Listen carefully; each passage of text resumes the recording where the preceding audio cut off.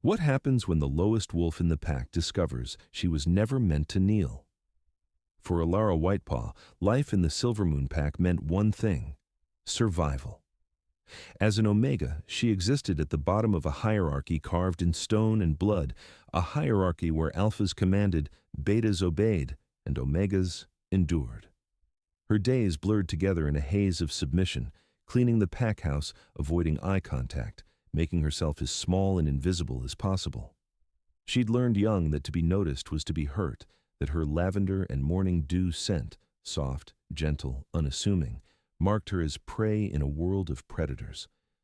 But when Alpha Maddox Ironjaw rejected her as his fated mate in front of the entire pack during the Harvest Moon ceremony, severing their bond with a declaration that echoed through the clearing like a death sentence, everything changed.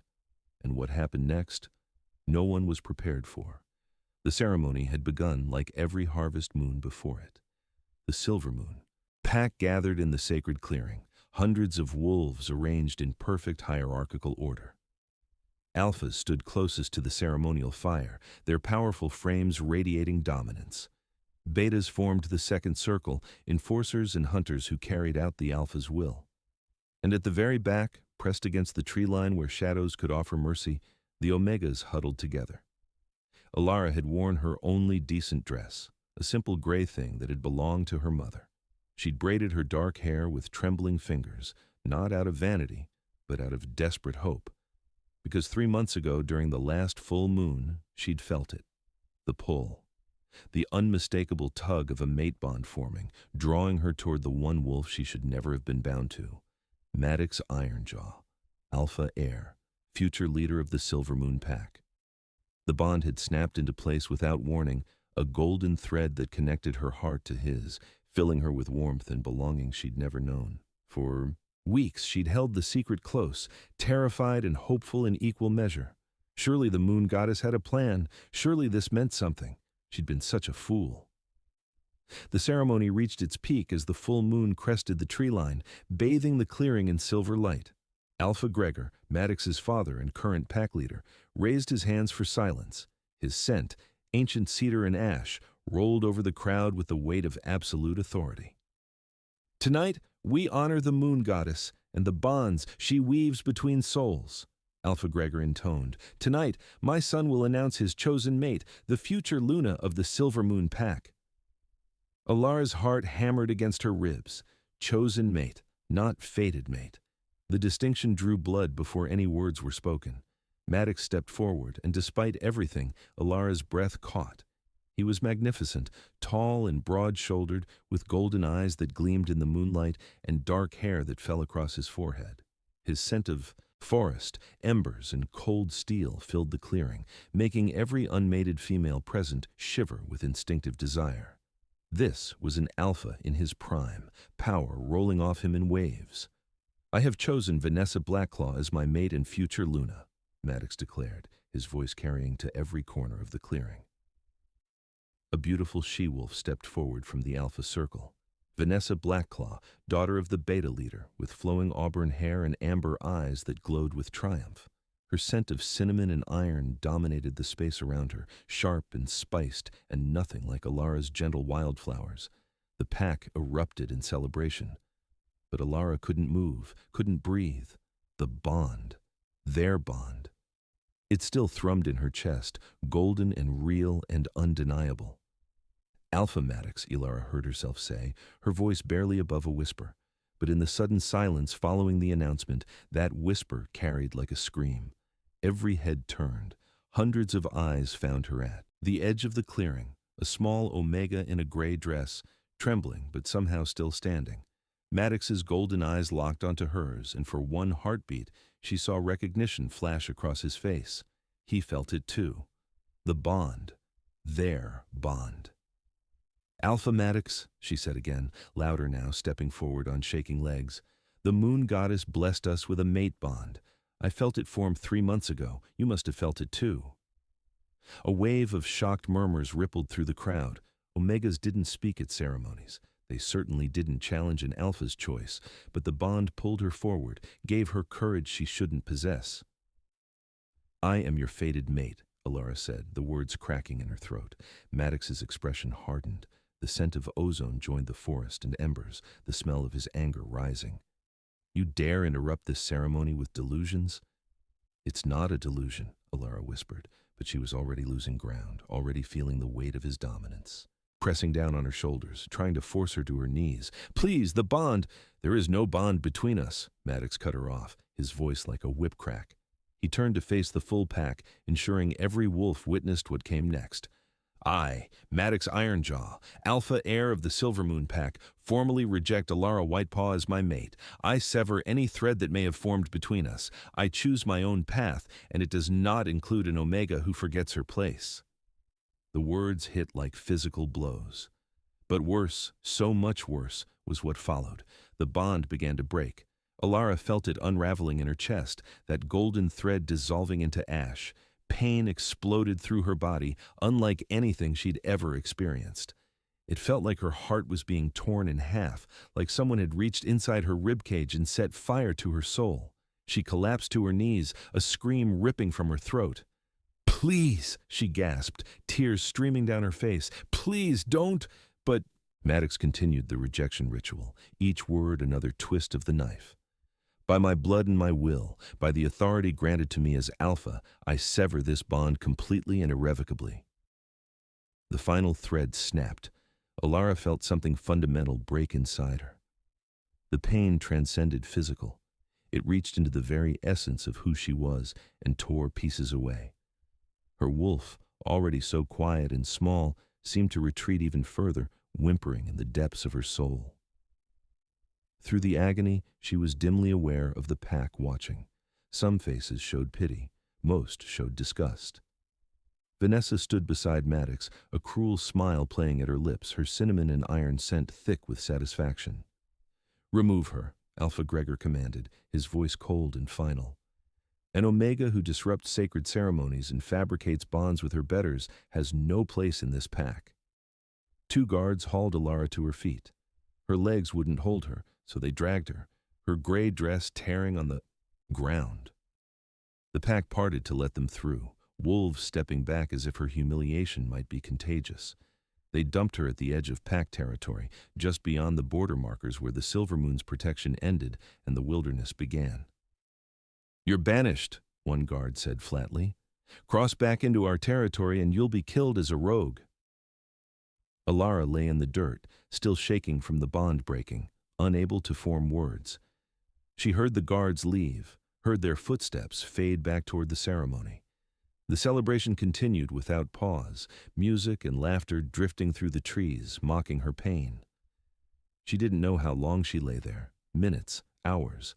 Time lost meaning in the haze of agony that consumed her. Finally, when the worst of the physical pain subsided into a dull, throbbing emptiness, Alara forced herself to move. She needed shelter, supplies, help, her parents. They would help. They had to. She limped through the darkness, following familiar paths toward her family's small cottage on the edge of Silvermoon territory, or what used to be their territory. Everything beyond the border markers was forbidden to her now. The cottage appeared through the trees, warm light glowing in the windows. Alara's heart surged with desperate hope. She knocked, her knuckles split and bleeding. Her father opened the door. Samuel Whitepaw looked at his daughter, bruised, dress torn, face streaked with tears and dirt, and his expression remained cold. You don't live here anymore, he said simply. Papa, please, Alara begged. I just need... You embarrassed this family tonight. Her mother, Miranda, appeared behind him, her face hard as stone. You challenged an alpha, claimed a bond that didn't exist, made us look like liars and fools. The bond was real, Alara sobbed. It was real, and he broke it, and it hurt so much. Enough. Samuel's voice carried the finality of a closing door. You are no longer our daughter. We cannot harbor a banished wolf. Leave before the guards come for us too. The door shut in her face. Alara stood there, swaying, the world tilting beneath her feet, banished by her pack, rejected by her mate, disowned by her family. She had nothing. She was nothing. The night stretched before her, endless and cruel. Snow had begun to fall, the first storm of the season, arriving early and vicious. Within minutes, the gentle flakes turned to a blinding blizzard, wind howling through the trees like a living thing with teeth. Alara stumbled through the forest, no destination in mind, just the animal instinct to keep moving or die. Her thin dress offered no protection. Ice crystallized in her hair, on her eyelashes. Her fingers went numb, then her toes. The lavender scent that marked her as Alara Whitepaw faded beneath the overwhelming smell of snow and pine and death. She didn't know these woods. Silvermoon territory lay behind her, forbidden. Human lands were days away through hostile wilderness. And everywhere else belonged to other packs who would kill a lone Omega on sight. The cold sank deeper, into her bones, into her blood. Each breath scraped her lungs, her heartbeat slowed. Through the white curtain of snow, Alara saw a structure, an abandoned barn, half collapsed but offering some shelter from the wind. She crawled inside, her movements sluggish and uncoordinated. Hypothermia, some distant part of her mind recognized. She was dying. She collapsed in the rotting hay, her body curling into itself, seeking warmth that didn't exist. The bond's absence left a gaping wound in her chest, and now the cold was filling that emptiness, claiming everything else. This is it, Alara thought with strange clarity. This is how I die. Alone. Forgotten. 21 years old, and I never mattered to anyone. Her eyes drifted closed. The pain faded. Everything faded. Darkness claimed her. But in that darkness, something stirred. Warmth. Alara's consciousness flickered, caught between death and something else. The warmth grew, pressed against her sides, her back, surrounding her. She tried to open her eyes, but her lids felt frozen shut. Sound penetrated the darkness, breathing, not her own. Deep, rhythmic animal breathing, multiple sources. With immense effort, Alara forced her eyes open. Wolves surrounded her. Her first instinct was terror. Rogues, she was dead. They would tear her apart. But the wolves weren't attacking. They were guarding her. Pressed close, sharing their body heat, forming a living barrier against the storm that continued to rage outside the barn. 1, 2, 3. Alara counted them through her blurred vision. 4, 5, 6, 7, 8, 9, 10. 10 massive wolves, each one far larger than any pack wolf she'd ever seen. Their fur ranged from silver to black to russet red, and their eyes, when they turned to look at her, glowed with an intelligence that seemed almost human. "You're awake," a voice rumbled. Alara's gaze snapped to the largest wolf, a massive creature with midnight black fur and silver eyes that held centuries of wisdom. As she watched, the wolf's form began to shift. Bones flowed, not snapping, not breaking, but flowing like water finding new channels. Fur receded. The wolf's frame compressed and reformed, muscles and sinews rearranging themselves with practiced ease. A man stood where the wolf had been, tall and broad-shouldered, with silver-streaked black hair and those same penetrating silver eyes. Scars marked his face and chest, the history of a warrior carved into his skin. He wore simple leather pants that seemed to appear during the shift, some magic Alara didn't understand. His scent hit her like a physical force. Aged oak, winter snow, pine, and the ozone-sharp smell of an approaching storm. It was the scent of ancient power, of authority that didn't need to announce itself because it simply was. "Who?" Alara's voice came out as a rasp, her throat raw from screaming and cold. "My name is Kale Stormborn," the man said, his voice deep and resonant. "I am commander of the Shadow Guard, and we've been waiting for you, Alara." "Waiting for me?" Confusion cut through the lingering hypothermia. "How do you know my name? How did you find me?" Kyle knelt beside her, and the other 9 wolves shifted position, still maintaining their protective circle but giving their commander space. "We didn't find you. We've been searching for you. For 21 years, since the night you were born and the prophecy was spoken." "Prophecy?"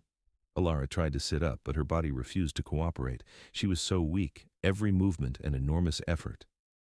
"Rest now," Kyle said gently, and something in his tone, a command wrapped in concern, made her obey despite herself. "You've survived the worst night of your life, but you're not healed yet. Sleep, or when you wake, we'll explain everything. I promise you, Alara Whitepaw, you were never meant to." Be an Omega. You were never meant to kneel. And tonight, when that bond was severed, the spell that's hidden your true nature for your entire life finally broke. His hand brushed her forehead, and warmth flooded through her, not the desperate heat of the wolves' bodies, but something deeper, magical. Her eyes drifted closed again, but this time, sleep came as a blessing, not a thief. When Alara woke the second time, daylight streamed through the gaps in the barn's walls. The storm had passed. The wolves, no, the Shadow Guard, still surrounded her, though some had shifted back to human form. They were all massive, battle-scarred warriors who radiated power and purpose. Kyle sat nearby, tending a small fire he'd somehow created in the barn without setting the whole structure ablaze. When he noticed her stirring, he offered her a water skin and dried meat. Slowly, he cautioned as Alara reached for the food with shaking hands. Your body has been through trauma, Alara managed. A few sips of water, a few bites of meat. The simple act of eating grounded her, brought her fully back into her body. With awareness came questions, hundreds of them tumbling over each other. The prophecy, she said finally. Tell me about the prophecy. Kyle settled back, his silver eyes reflecting the firelight. 10,000 years ago, during the age of the first wolves, the moon goddess herself walked among her children. She saw a future where her children would fall into tyranny and war, where the strong would crush the weak and her sacred bonds would be twisted into chains. So, she made a promise. He spoke the words as if reciting from an ancient text, his voice taking on a rhythmic quality.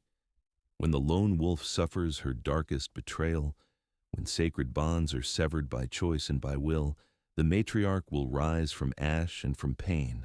She will be moonlight made flesh, a storm wrapped in grace. She will come when the packs have forgotten their way, and she will remind them what it means to be pack. Silence fell after the prophecy. Alara stared at Kale, her mind struggling to process his words. The matriarch, she whispered. That's a myth, a children's story. All myths began as truth, another voice said. One of the other Shadow Guard had shifted, a woman with russet-red fur in her wolf form, now revealing a warrior with copper hair and fierce green eyes. My name is Lyra Fireheart. I've spent the last 140 years searching for you. 140, Alara's voice broke. You're saying you're over 100 years old? We are the Shadow Guard, Kyle explained. 10 warriors chosen by the moon goddess herself, bound to serve and protect the matriarch when she finally appeared. We do not age as other wolves do. We cannot die except by silver through the heart or by completing our oath. We have waited lifetimes for you, Alara.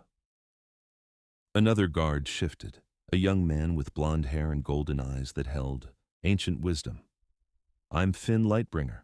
I was there the night you were born. I watched your parents make their choice. My parents? Alara's chest tightened. What choice? The guards exchanged glances. Finally, Kyle spoke, his tone gentle but unflinching. When you were born, the moon goddess marked you. A silver crescent appeared on your forehead, glowing with divine light. Every wolf in attendance felt the power radiating from you, a newborn pup with the strength of an ancient alpha. The prophecy had come true. The matriarch had finally been born. But my parents were terrified, Finn continued, his voice heavy with old sorrow. They were Omegas, powerless and afraid. They couldn't imagine raising a child destined for greatness, couldn't imagine the attention and danger it would bring. So they made a deal with a witch who lived at the edge of Silvermoon territory. A binding spell, Lyra said, anger flashing in her green eyes. Dark magic that locked your power away. Suppressed your wolf, hid the moon goddess's mark. They made you into what they were, small, weak, invisible. They thought they were protecting you. Instead, they condemned you to 21 years of suffering. Alara's hands trembled, water sloshing in the skin she held. That's not possible. My parents wouldn't. They did, Kyle said firmly. We tried to find you after the spell was cast, but the magic was too strong. It hid you from us completely. We've been searching pack territories for 21 years, looking for any sign of the matriarch. We only found you because the bond between you and that alpha was so powerful that when it broke, it shattered the binding spell along with it. The bond. Maddox. The rejection. Alara's breath came in short gasps. All those years of weakness, of abuse, of believing she was worthless, it had all been a lie, a spell. "I don't understand," she said, tears spilling down her cheeks. "If I'm supposed to be this matriarch, why do I still feel broken? The bond is still gone. My wolf is still silent. I don't feel powerful. I feel destroyed." "Because breaking free from that much dark magic takes time," Kyle said gently. "Your true nature is awakening, but it's fighting 21 years of suppression. Right now, you're caught between what you were forced to be and what you truly are. But Alara," he moved closer, his silver eyes holding hers, "your wolf isn't silent. She's stirring. Can't you feel her?" Alara closed her eyes, reaching inward the way she'd done 1,000 times before, expecting the same small, cowering presence she'd always found. But something had changed. Deep in her chest, where the mate bond had once thrummed and now only emptiness remained, she felt movement, a stirring like something enormous shifting in sleep. Her wolf. But not the tiny, frightened creature she'd known. This was something vast and ancient, unfurling after years of confinement. "Hello," a voice whispered in her mind, powerful, feminine, filled with righteous fury. "I've been waiting for you to find me." Alara's eyes snapped open. "She spoke to me, my wolf. She actually spoke." The shadow guard exchanged triumphant looks. "Then it's time," Kyle said, rising to his feet. "Time for you to meet your true self. Time for your first real shift." Fear and excitement warred in Alara's chest. Every wolf had their first shift around age 13, but she'd never had a first shift. The binding spell had prevented it completely. She'd lived her entire adult life unable to access the most fundamental part of being a werewolf. "I don't know how," she admitted. "Your wolf knows," Kyle assured her. "Just listen to her, trust her, and whatever happens, we're here to guide you through it." The shadow guard formed a circle around her, human and wolf forms mixed. Alara stood on shaking legs, her heart pounding. "I'm scared," she thought toward her wolf. "So was I," her wolf replied. "For 21 years, I've been locked in darkness, screaming to be free. But we're together now. And Alara, we are magnificent." Warmth built in Alara's chest, spreading outward through her limbs. It felt nothing like the painful bond breaking from the night before. This was pure power, ancient and righteous, finally claiming what was always meant to be hers. "Let go," Cal coached. "Stop fighting. Just let go." Alara took a deep breath and released every defense, every wall she'd built to protect herself over the years. She opened herself completely to the power rising inside her. The shift began. Unlike the painful, bone-cracking transformations she'd witnessed in other wolves, this felt like coming home. Her bones didn't snap. They flowed, liquid and graceful, reforming into new shapes. It didn't hurt. Instead, it felt like the most natural thing in the world, like shedding a costume she'd worn for too long. Fur emerged from her skin, not coarse and sparse like an omega's, but thick and lustrous. Silver white, the color of moonlight, with faint golden undertones that seemed to glow from within. The fur spread across her body in waves, beautiful and strange. Her spine extended, her limbs lengthened. Power surged through her muscles, strength she'd never imagined possible. She grew larger and larger still until she towered over the space where she'd been standing. Energy erupted from her core, a visible wave of silver light that washed through the barn, making the shadow guard step back in awe. The crescent mark her parents had hidden blazed to life on her forehead, burning with divine fire. When the transformation completed, Alara stood on 4 powerful paws, seeing the world through new eyes, sharper, clearer, filled with colors and scents she'd never perceived before. She looked down at her paws and nearly stumbled in shock. She was massive, easily 3 times the size of a normal alpha wolf. Her fur shimmered with otherworldly light, silver, and gold dancing across her coat like trapped starlight, and her eyes, she could see their reflection in a piece of broken glass, glowed with power, 1 silver, 1 gold, the mark of the divine. "See," her wolf said, smug and delighted. "Magnificent." Alara threw her head back and howled. The sound that emerged was unlike any wolf's cry the world had heard in 10,000 years. It resonated with power, carrying through the forest, across miles of territory, shaking snow from tree branches and sending smaller creatures running for cover. It was a declaration and a promise, a challenge and a blessing. It was the howl of the matriarch.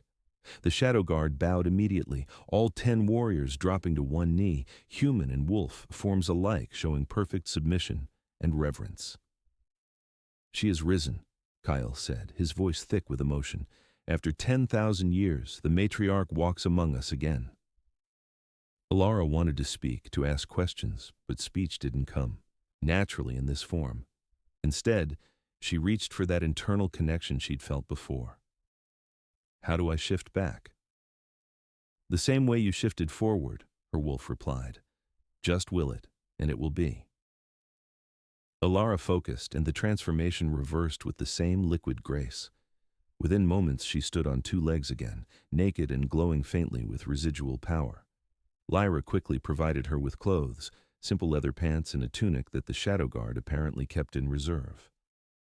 As Alara dressed, she caught sight of her reflection in that same piece of glass.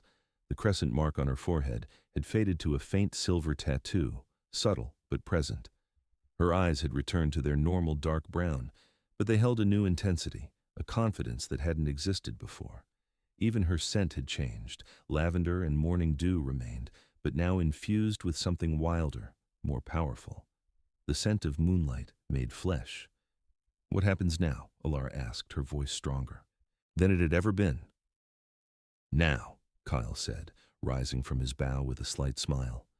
"We teach you to be who you were always meant to be. Your power is awake, but it's raw, untrained. You'll need to learn control, combat, strategy, leadership, everything an alpha learns, and more besides." "And then?" His smile turned sharp. "Then we return to the Silvermoon Pack and show them exactly what they cast out." The days that followed blurred into a haze of training and discovery. The Shadow Guard had a camp hidden deep in the neutral territory between packlands, a place protected by ancient magic that kept it hidden from anyone not specifically brought there. Alara learned to shift at will, the transformation becoming easier each time. In her wolf form, she was faster than any creature she'd ever seen, strong enough to uproot trees, her senses so acute she could track a rabbit from miles away by scent alone. But beyond physical prowess, other abilities emerged. Empathy. When one of the guards, a quiet man named Thorn Shadowstep, injured his leg during a sparring session, Alara felt his pain as if it were her own. Without thinking, she placed her hands on his leg, and silver light flowed from her palms into his wound. Within seconds, the gash closed, healed completely. "The matriarch's gift," Kale explained as Thorn flexed his newly healed leg in wonder. "You can feel the pain of your pack and heal them. It's a rare and precious ability." She discovered she could project emotions too. Calm an anxious wolf with a touch, embolden a frightened one with a word. And when she spoke with intention, with the full force of her will behind the words, other wolves found themselves compelled to obey. Not forced, exactly, but guided by an authority they couldn't resist. Command, Lyra called it. Not mind control, but leadership so absolute that wolves want to follow you, need to follow you. The Shadow Guard became her teachers, her protectors, and slowly, her family. Finn taught her pack law and politics, the intricate web of alliances and territories that governed werewolf society.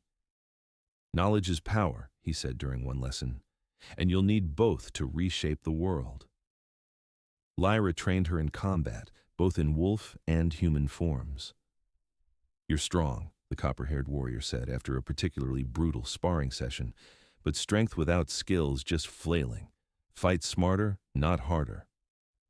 Thorn showed her how to move silently, how to become shadow and smoke, how to track prey across any terrain. His instructions were sparse but invaluable. Each of the 10 guards contributed something unique. There was Cassian Ironhide, a mountain of a man whose specialty was defensive tactics, Mira Swiftpaw, who could run faster than the eye could follow, Rowan Earthshaker, who taught her about the land itself, how to read terrain and weather. Darius Bloodmoon, grim and scarred, who specialized in battle strategy. Sienna Starweaver, who knew healing herbs and old magic. Ash Nightbringer, who was an expert with every weapon ever forged. Together, they formed something more than a guard unit. They were the foundation of the pack Alara was building, a chosen family bound not by fear or hierarchy, but by loyalty and purpose. "You don't need them to submit to you," Kyle told her one evening as they sat around the fire. "You need them to believe in you. That's the difference between an alpha who rules through force and a matriarch who leads through devotion. Your parents made you small because they were afraid of what you'd become. But greatness isn't about making others kneel. It's about lifting them up alongside you." Alara absorbed his words, felt them settle into her bones like truth she'd always known but never articulated. Weeks passed, then a month. Her confidence grew with each day, her mastery over her abilities deepening. She was no longer the broken Omega who'd been cast out into the snow. She was becoming the matriarch of prophecy, powerful, compassionate, unstoppable. But in quiet moments, when she was alone with her thoughts, Alara still felt the echoes of that severed bond, the emptiness where Maddox had been. It no longer controlled her, no longer defined her, but the scar remained. "The bond broke," she said to Kale one night, staring up at the stars. "But part of me it still hurts." "Mate bonds are sacred," Kale replied gently. "Even when severed, they leave marks. The pain will fade with time. And when you're ready, if you're ready, you can choose a new bond, one formed from genuine connection, not the moon goddess's mandate. Chosen mates can be just as powerful as fated ones." He didn't say more, but something in his tone, in the way his aged oak and winter snow scent intensified slightly, made Alara look at him more closely. The commander of the Shadow Guard, ancient and powerful, watching her with an expression that spoke of patience and possibility. Not now, Alara thought, but maybe someday. The first sign that Silvermoon had discovered her survival came on a cold morning in her second month with the Shadow Guard. Rowan burst into camp, his earth and moss scent sharp with urgency. "Scout, Silvermoon territory about 5 miles east. He's seen our tracks, followed them to the border of the neutral zone." The Shadow Guard mobilized instantly, but Kale held up a hand. "Let him report back. Let them know she's alive. It's time." Alara's heart raced. "They'll come for me." "Yes," Kale agreed, his expression fierce. "And we'll be ready." 3 days later, they came. 23 wolves from the Silvermoon pack, led by Maddox Ironjaw himself, with Vanessa Blackclaw at his side. They crossed into neutral territory in full battle formation, their combined scents, forest, embers, steel, cinnamon, iron, announcing their presence like a declaration of war. The Shadow Guard met them at the edge of their hidden camp, the Magic Wards, dropping to allow confrontation. Alara stood at the center of her 10 warriors, tall and proud, no longer the cowering Omega they'd banished. Maddox's golden eyes widened when he saw her. "Alara, you're alive." "Disappointed?" Alara asked, her voice carrying easily across the space between them. Her tone was calm, almost pleasant, but power thrummed beneath the words. "We thought you'd died in the blizzard," Maddox said, and to his credit he sounded genuinely shaken.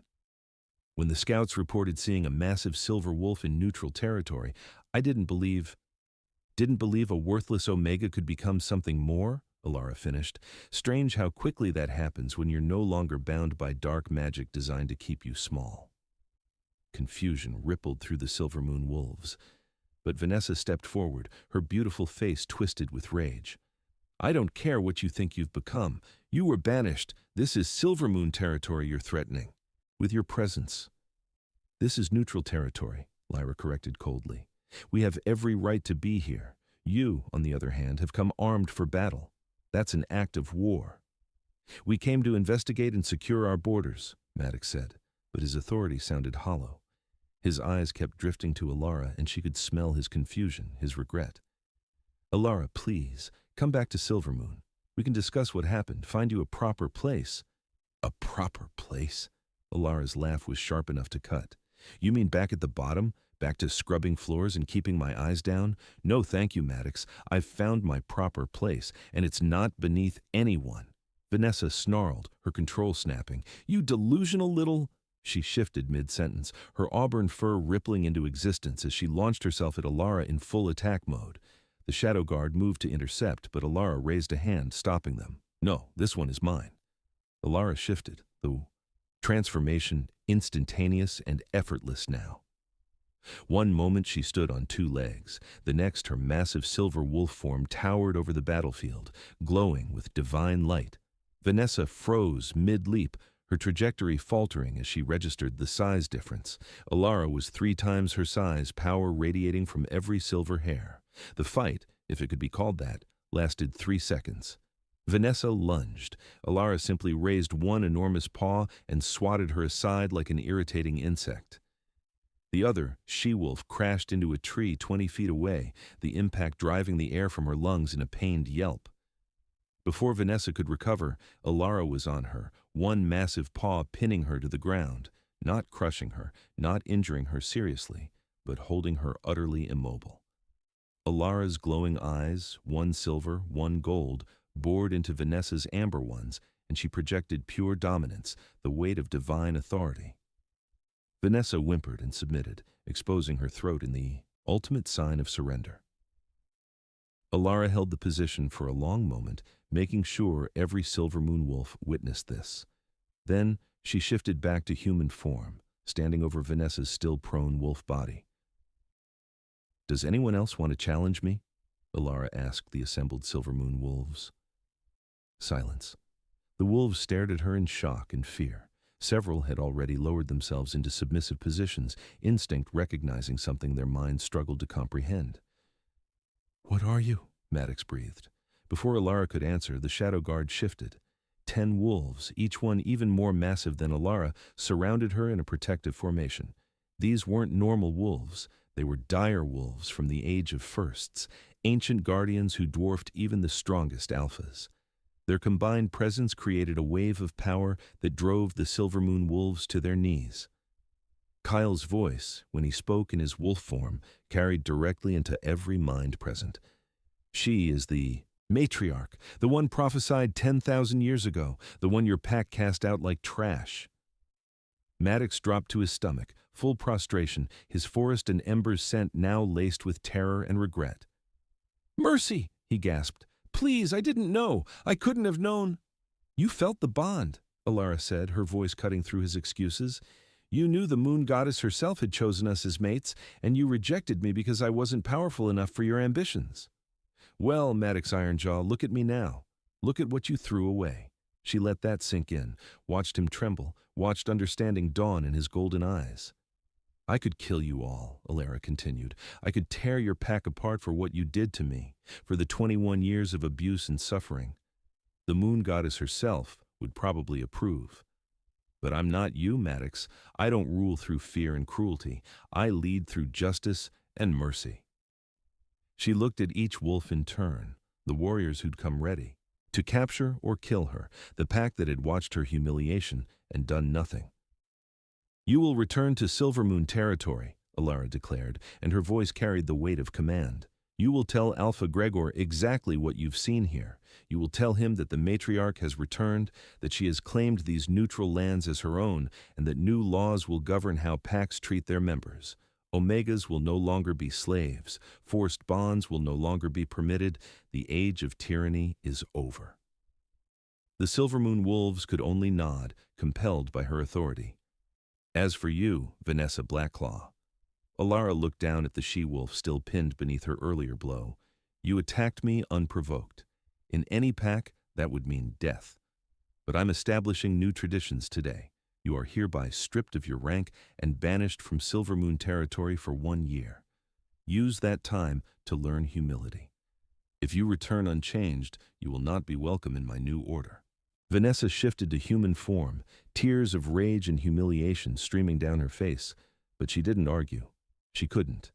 The command in Alara's voice made disobedience impossible. Maddox Ironjaw, Alara said, turning to the alpha heir. He looked up at her, still prostrate, golden eyes wide with something between fear and wonder. You made your choice when you severed our bond. Live with it. I am no longer yours to claim or reject, but know this, I forgive you. Not because you deserve it, but because carrying hatred for you would poison the future I'm building. You will make amends by becoming better, by treating the wolves beneath you with dignity, by remembering this moment every time you're tempted to choose power over compassion. I will, Maddox whispered. I swear it. I'll spend the rest of my life trying to be worthy of— Not worthy of me, Alara interrupted. Worthy of your position as alpha, worthy of the wolves who look to you for protection. That's all I ask. She stepped back, and the shadow guard parted, creating a path for the Silvermoon wolves to retreat. Go, Alara commanded, and spread the word. The matriarch has risen. The world is changing. Those who adapt will thrive. Those who don't, well, they'll learn. The Silvermoon wolves fled, Vanessa limping behind them, Maddox casting one last look over his shoulder before disappearing into the trees. When they were gone, Alara's legs nearly gave out. Kyle caught her, supporting her weight, his aged oak and winter snow scent wrapping around her like comfort. You were magnificent, he murmured. I was terrified, Alara admitted. That's what made it magnificent, Kyle said with a slight smile. True courage isn't the absence of fear. It's choosing to be better despite it. The other guards shifted back to human form, gathering around her with pride shining in their eyes. They'll be back, Finn warned. Not to fight, but to join you. When word spreads about what happened here, wolves from every pack will come seeking the matriarch. Omega's desperate for protection, warriors seeking a better way, even some alphas who are tired of the old systems. Then we'd better prepare, Alara said, straightening despite her exhaustion. If we're going to change the world, we need a proper territory, a pack house, laws written down, not just spoken. We need to build something that lasts. We will, Lyra said firmly. Together. Together, the Shadow Guard echoed. And so Ilara's journey truly began. No longer the rejected Omega, no longer the broken girl dying in the snow, but the matriarch reborn. She claimed the neutral territory as her own, naming it Moonshadow. Word spread quickly through the supernatural world. Wolves came, just as Finn had predicted. Some sought sanctuary, others sought purpose, all found a home. Alara's parents arrived 3 weeks later, escorted by Finn, who'd been watching them from a distance. They looked small and frightened as they stood before their daughter, who now towered over them in authority and power. "We're sorry," Miranda said, tears streaming down her face. "We were so afraid. We thought we were protecting you." "You bound my power and condemned me to a lifetime of suffering," Alara said flatly. "You watched me be abused and did nothing. You turned me away when I needed you most." Samuel fell to his knees. We know, and there's nothing we can say to make it right. But please, Alara, we're still your parents. We love you, even though we failed you terribly." Alara looked at them for a long moment. Part of her wanted to rage, to cast them out as they'd cast her out, but she'd meant what she said to Maddox about not carrying hatred. "You will work," she declared, "in the pack house, in the gardens, wherever you're needed. You will earn your place here the same way any Omega would. And when I've seen that you've changed, that you've learned, then we'll talk about forgiveness. But understand, I am not your little girl anymore. I am the matriarch. You will respect that, or you will leave." They nodded frantically, accepting the terms. Over the following months, Moonshadow grew into something unprecedented, a pack where strength wasn't measured by dominance but by contribution, where Omegas had voices in pack decisions, where forced bonds were forbidden and chosen mates were celebrated. And through it all, Kyle remained at Alara's side, not as a superior or a servant, but as a partner. Their relationship developed slowly, built on mutual respect and genuine affection rather than mystical compulsion. "I never thought I'd choose a mate," Alara told him one night, several months after founding Moonshadow. "After what happened with Maddox, I thought I was broken." "You were never broken," Kale replied, pulling her close. His aged oak and winter snow scent mingled with her lavender and moonlight, creating something entirely new. "You were bound, there's a difference. And now, you're free to choose everything, your path, your pack, your mate. So the question is, Alara Whitepaw, matriarch of Moonshadow, will you choose me?" The bond that formed when she said yes was nothing like the painful thread that had connected her to Maddox. This was a golden cord woven from choice and trust, from shared purpose and genuine love. When Cale marked her, a glowing rune that appeared on her shoulder, matching the one she marked on his, the sensation was pure joy. But peace never lasts forever in the world of werewolves. The threat came 6 months after Moonshadow's founding. Reports arrived of disturbances in the Eastern Territories, ancient magic awakening, old evils stirring. A blood moon was approaching, the first in a century, and with it came whispers of creatures long thought extinct. Alara stood on the balcony of Moonshadow's new pack house, Kyle beside her, the Shadow Guard assembled below. Her pack, now numbering over 200 wolves, looked to her for guidance. The matriarch rose when packs forgot their way, she said, her voice carrying to every wolf present. But my purpose isn't just to reform what exists, it's to protect against what's coming. The blood moon approaches, and with it, trials we can't yet imagine, but we'll face them together, not as alphas and omegas, not as strong and weak, but as pack, as family, as Moonshadow. The pack howled in response, a chorus of voices raised to the darkening sky. And so Alara's journey continued, from rejected Omega to matriarch, from victim to queen, from broken to whole. She'd suffered her darkest betrayal and risen from it stronger than anyone could have imagined. She'd built a family from strangers, forged a pack from outcasts, and claimed her destiny despite everything designed to prevent it. She was no longer the girl who'd begged for mercy in the snow. She was the matriarch. She was moonlight made flesh, a storm wrapped in grace, and she was ready for whatever came. Next, the blood moon would rise, ancient evils would awaken, new battles would be fought, but Alara Whitepaw, matriarch of Moonshadow, would face them all with her chosen mate at her side, her shadow guard at her back, and her pack believing in the future she promised. Because she'd learned the most important lesson of all. True power doesn't come from dominance or from divine blessing. It comes from choosing to rise every time the world tries to keep you down, from finding family among strangers, from transforming pain into purpose. And she was just getting started. What happens when the lowest wolf discovers she was never meant to kneel? She becomes exactly what the world needs. A leader who remembers what it means to suffer and uses that memory to ensure no one suffers alone again. Thank you for listening to Alara's story. If you enjoyed this tale of transformation and triumph, please like this video and share it with others who need a reminder that our lowest moments can become the foundation of our greatest strength. Comment below and tell us, what would you do if you discovered your entire life had been bound by someone else's fear? Subscribe and hit the notification bell so you don't miss the next chapter where the blood moon rises and Alara faces her greatest challenge yet. We'll see you in the next chapter.